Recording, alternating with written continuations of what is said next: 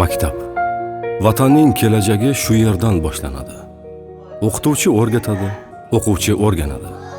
Ko'rinmas bu zanjir asosida inson bolasi komillik sari qadam bosaveradi.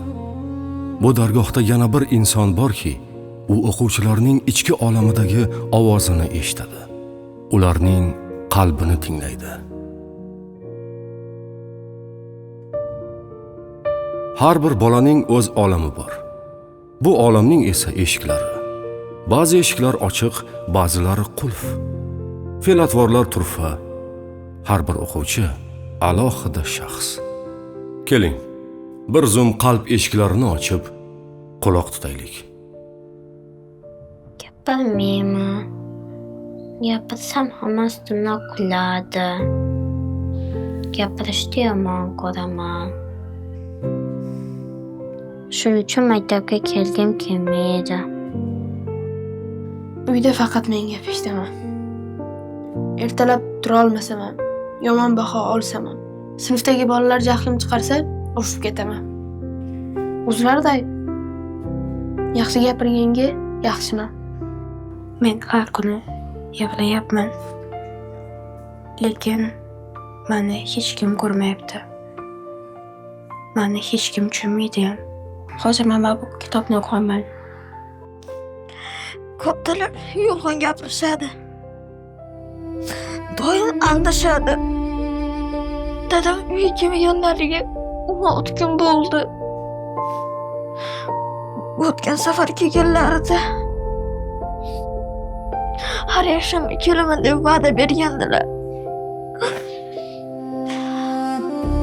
Endi hech kimga ishonmayman.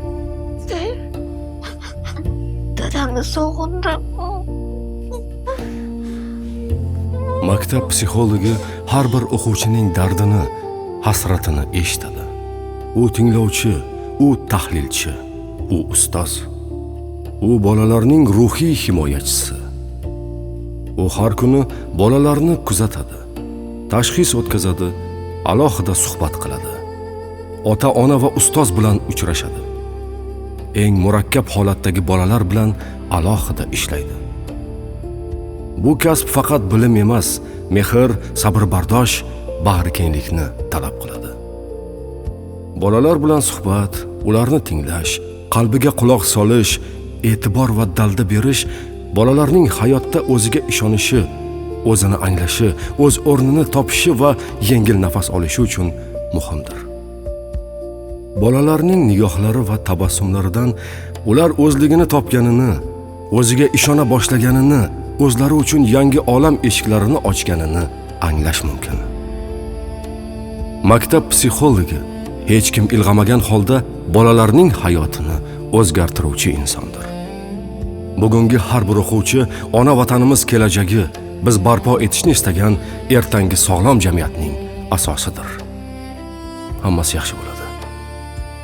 Biz ijobiy ta'sir ko'rsatgan har bir o'quvchi bu ta'sirni o'zgalarga yetkazadi va u ertaga insonlarni, jamiyatni yaxshilashga xizmat qiladi.